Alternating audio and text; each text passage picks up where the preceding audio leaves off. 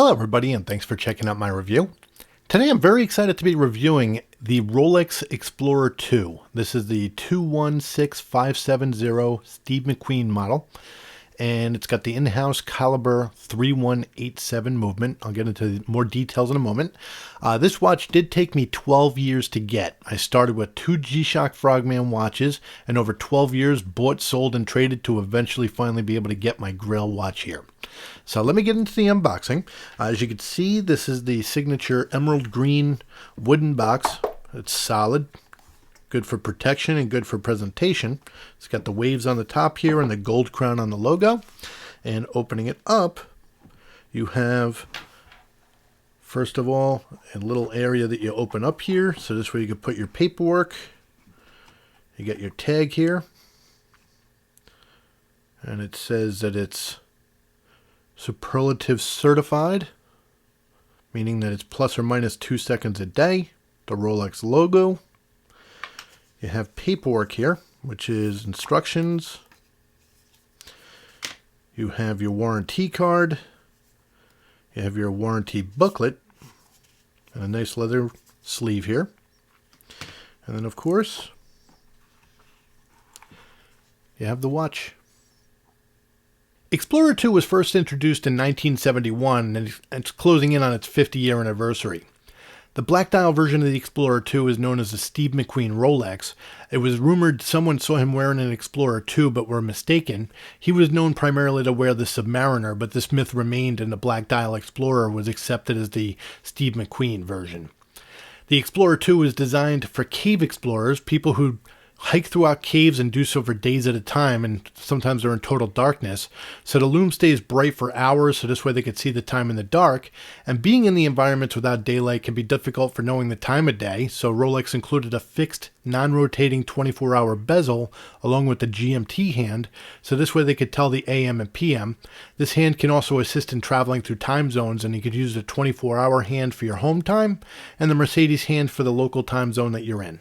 Now, the Rolex Explorer II uses what they call an oyster steel. It's a 904L stainless steel. It's much better than the 316L steel, which is normally used on most watches.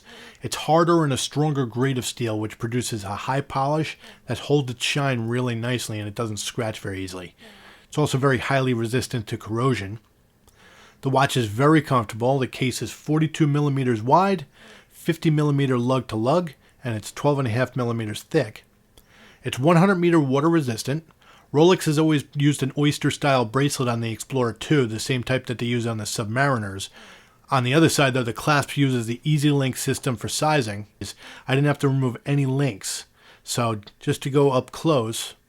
So this is the Easy Link adjustment system. So all you have to do is basically just pull it open, and that pops it out, and you can extend it for 5 millimeters. And then if you wanted to close it, all you have to do is fold it in on itself here. And you can see the little section there that folds over the bar. And then you just click it down. And that's 5 millimeters in. So this way, you can adjust it during the day for wrist swelling. Now you'll notice on the other side over here, there's also some spring bar holes. So that allows you to use micro adjustments. So this way you could size that in or out. So this way you can really get the perfect fit on here. Now the bezel on the Explorer II is done using a lapping machine, so it creates almost a starburst effect around the bezel. The face is a deep black matte finish with the Rolex logo in white and the Explorer name in the orange to match the GMT hand. The Mercedes hour hand and the minute hand and the markers are white gold with a very bright and long-lasting chromolite lume as shown here.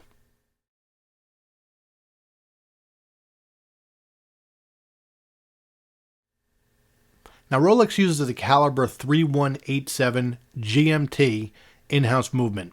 So its accuracy rating is plus or minus 2 seconds per day. This watch here is accurate to within half a second a day. It's amazing.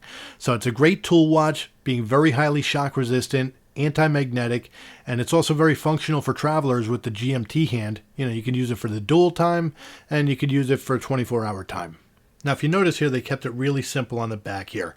There's no engravings. Basically, it's just brushed. You have this coin finish around the back case, so this way it makes it easy to remove for the watchmakers to be able to work with it. It's really easy to change straps on this as well. You have a signed crown. You have a polished look on the sides, and then a brush finish across the links and the back. You have, of course, a high polish finish on the clasp itself. Really happy with this watch. So one other thing I love about this watch is the Cyclops. As you can see, it magnifies the date. So getting into the settings on the watch, what you do is unscrew it. Of course, it has the screw down crown, and that allows you to either wind it manually, or you unclick it one time, and that moves the hour hand, and that allows you to change the date. And what you want to do is move that hour hand to the local time that you're at. So in other words, if I'm in New Jersey right now and I'm in California, what I would want to do is back it up 3 hours. And then if I pull the second hand out one, then I'm able to change with those hours the GMT hand. So this way I can monitor 2 time zones at once, or I could use it for 24-hour time. That GMT hand basically points to the outer bezel numbers here, and that is associated with 24-hour time. So that's how the GMT watches work. So one other thing to note is anytime you have a screw down crown, you want to hear the click. So you back it up, and then once it's fastened, you move it forward, and that's it. All right, so here's a wrist shot of the Explorer II. And as you can see, I have 7.5-inch wrists, and it fits very nicely. Very comfortable watch. Oyster bracelet is really good. And with that fine sizing, I feel that this is a perfect fit. And as you can see, it sits nice and flat on the wrist as well. So that's my review on the Rolex Explorer II, the 216570 Steve McQueen.